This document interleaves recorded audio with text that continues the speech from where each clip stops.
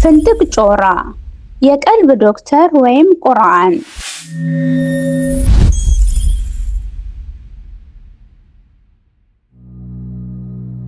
ይህ የቀልብ ዶክተር ድምፅ ነው።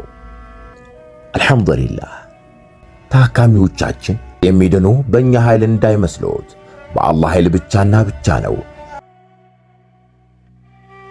ከቀልብ ዶክተር ዓላማ ውስጥ የአላህን ተአምር ማንገስ ዋነኛው ነው። በየጊዜው በቀልብ ዶክተር ታክመው መዳናቸውን ማመን እስከሚያቀታቸው ሲቃይ የተናነቃቸው ሲገልጹ የአላህ ተአምር ምን ያህል የገዘፈና ግልጽ እንደሆነ ያሳየናል። ከህመም ወደ ጤነኝነት፣ ከጭንቀት ወደ ደስታ፣ ከጨለማ ወደ ብርሃን፣ ካላሰቡበት ወደ ስኬት የደረሱት በአላህ ተአምር ቢሆን እንጂ። ልብ ለአላህ እጅ የሰጠና የተናነሰ ሲሆን ግልጽ ይሆናል። አላህም እንዲህ ይለናል፣ አላህን ትገነዘቡና በእርሱ ታምኑ ዘንድ በችሎታው ላይ ያስረጅ የሆኑ ግልጽ ተአምራቶችን ያሳያቸዋል። አልበቀራ። ኑ ባላህ ቃል ያላህን ተአምር እናግስ። ሕክምና ማግኘት ሲፈልጉ ይሄንን ሊንክ ይጫኑ።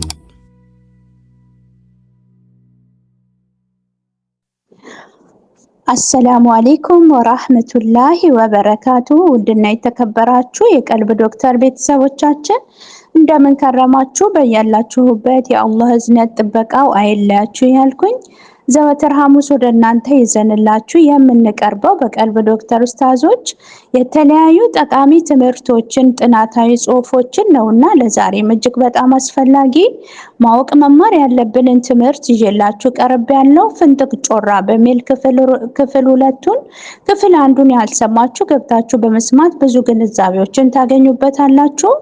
ይህ መጣጥፍ የቀልብ ዶክተር ሕክምና እንዴት ነው ወይም ደግሞ የቀልብ ዶክተር ኡስታዞች ዓላማ ምንድነው ለምትሉ እንዲሁም ደግሞ ስለ ዓላማውም ተረድታችሁ ወዳችሁ ፈቅዳችሁ የምትኖሩ እህት ወንድሞቻችን ወገኖቻችን የበለጠ ጥሩ ግንዛቤን ያስይዛችኋል ብለን እንገምታለን። ባረከላሁ ፊኩም።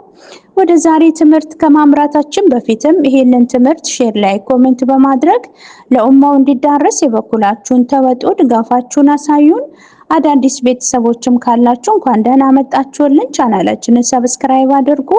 የደወል ምልክቷን አንድ ጊዜ ብቻ በመጫን ቤተሰባችን ሁኑ። የሚለቀቁ ትምህርቶች ወደ እናንተ ቶሎ ቶሎ እንዲደርሷችሁ ይሆናል ማለት ነው። ባረከላሁ ፊኩም። ወደ ዛሬ መጣጥፍ እናምራ። ፍንጥቅ ጮራ የቀልብ ዶክተር ወይንም ቁርአን። የብዙዎቹ የአይዟችሁ ዱዓ፣ እንባ፣ የእናትነት፣ የእህትነት፣ የወንድምነት ፍቅር፣ ስስት፣ እንክብካቤ፣ የሙፍቲዎች ትግዘጻ፣ ውዴታ አልሐምዱሊላህ አበርትቶናል። በድጋሚ ጀዛኩሙላሁ ኸይር። እኛም ለአላህ ስንል ወደርናችሁ። በመቱት ቁጥር የሚጠነክር፣ ቆሻሻ በሚጥሉበት ቁጥር ተራራ የሚያክልን ኡማ የኡማው መድህንም በማግኘታችን ሱማ አልሐምዱሊላህ። አስታውስ፣ በኡማው ላይ ያለውን እሾህ ስትነቅል እሾህ የሚሰኩ ሰዎች መኖራቸውን አስታውስ። ረሱል ሰለላሁ ዐለይሂ ወሰለም አንተ እብድ፣ አንተ ጠንቋይ፣ አንተ መተተኛ፣ አንተ ውሸታም መባላቸውን።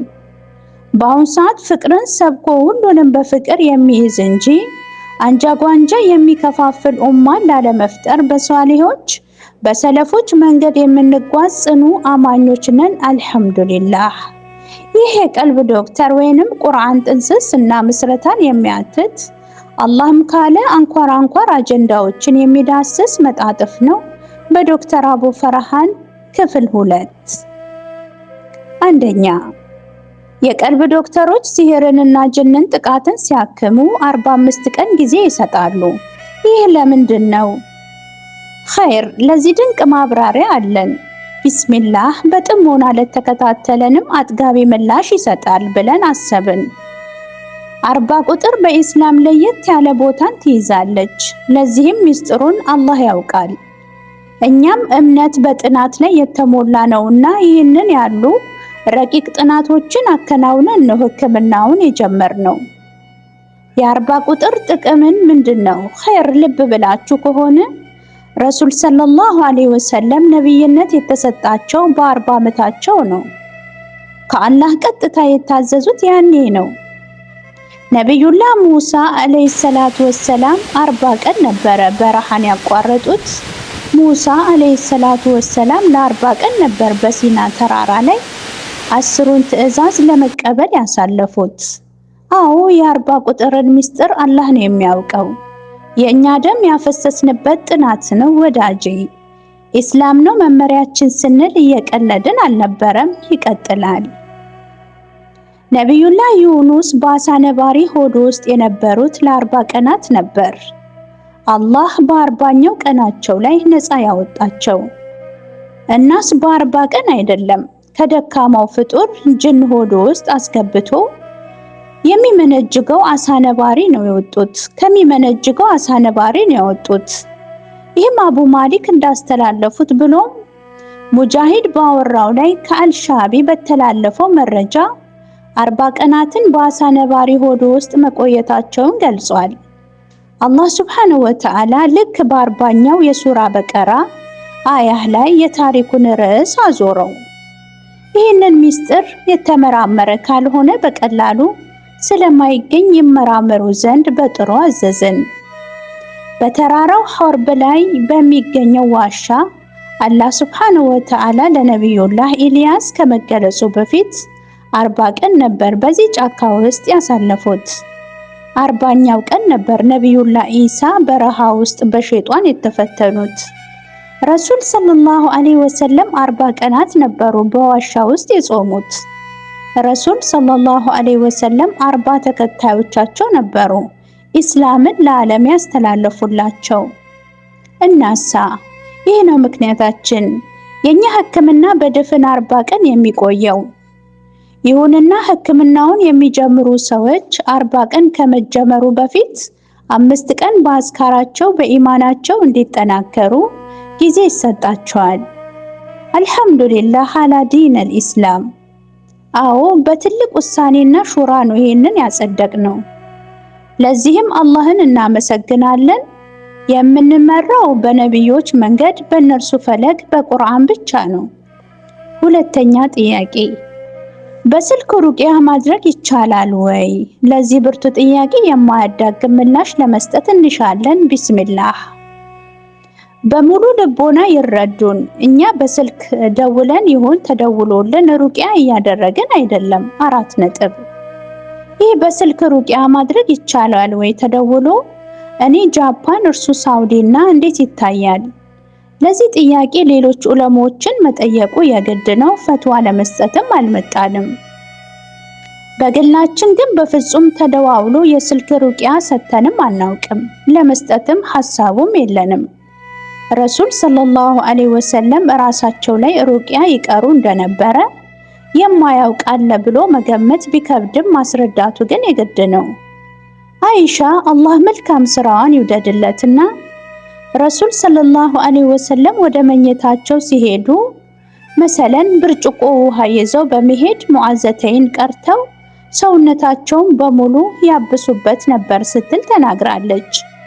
በሌላ ሪዋያ ራሳቸውን በትፍታ እንደሚያክሙ ተበራርቷል።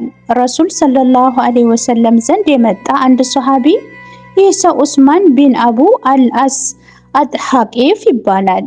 አላህ መልካም ስራውን ይውደድለትና ለአሽረፈል ኸልቅ ሙሐመድ ሰለላሁ ዐለይሂ ወሰለም እንዲህ ሲል ጠየቀ። ሙስሊም ከሆንኩኝ አንስቶ ሰውነቴ ይቆረጣጥመኛል።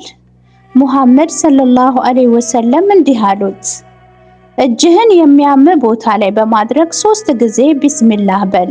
ቀጠሉም አዑዙ ቢቁድረቲሂ ሚን ሸሪ ማ አጂድ ወኡሐዚር 7 ጊዜ በል አሉት። አላህ በሚያውቀው ይህንን እኛ ከምንሰጠው የሩቅያ ሕክምና ጋር 100% ተመሳሳይ ነው። አልሐምዱሊላህ አላ ዲነል ኢስላም። ወገኔ መመሪያችን ሶሂህ ሐዲሶችና ቁርአኖች ናቸው ስንልም በምክንያት ነው። በስተመጨረሻም ይህን ጥያቄ አዳጋሚ ምላሽ አያስፈልገው ዘንድ በቁርአን አያን ዘገዋለን። አላህም አለ፣ እነርሱም እነዚያ ያመኑት ልቦቻቸው አላህን በማውሳት የሚረኩ ናቸው። ንቁ፣ አላህን በማውሳት ልቦች ይረካሉ። ቁርአን አልራድ 28። ቁርአንም ለሙእሚናን መድኃኒት እዝነት የሆነን እናወርዳለን፣ በዳዮችንም ከሳራን እንጂ ሌላን አይጨምርላቸውም። ቁርአን ሱራ አልኢስራ 82። ይቀጥላል። የዛሬው ትምህርት በዚህ ይጠናቀቃል። ሳምንት በሌላ እስከምንገናኝ ድረስ ስለተከታተላችሁኝ እጅግም በአላህ ስም አመሰግናችኋለሁ።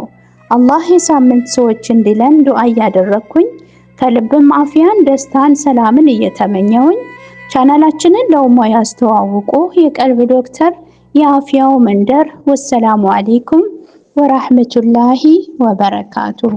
እንኳን ወደ ትክክለኛው የአፍያ መንደር በሰላም መጡ። የቀልብ ዶክተር በሲህር፣ በጅን፣ በአይንናስ እንዲሁም የስነ ልቦና ጫና የደረሰባቸው የሰው ዘር ፍጥረታት በሙሉ ታክሞ የሚድኑበት ነው። ሕክምናው በቁርአን፣ ሕክምናው በአስካሮች፣ ሕክምናው በዱዓዎች፣ በሰደቃ የሚካሄድ ሲሆን ነቢያዊ ሱናን በተመረኮዙ እጅግ ጥበብና እውቀትን ባካበቱ የሩቃ ዶክተሮች ይታከማሉ። እወቁ፣ ሕክምናው ሸሪዓዊ ብቻ ነው። አያምልጦት፣ እድሉን ይጠቀሙ። ባሉበት ሆነው ራስዎን ያክሙ። ሕክምና ማግኘት ሲፈልጉ ተከታዩን ሊንክ ይጫኑ።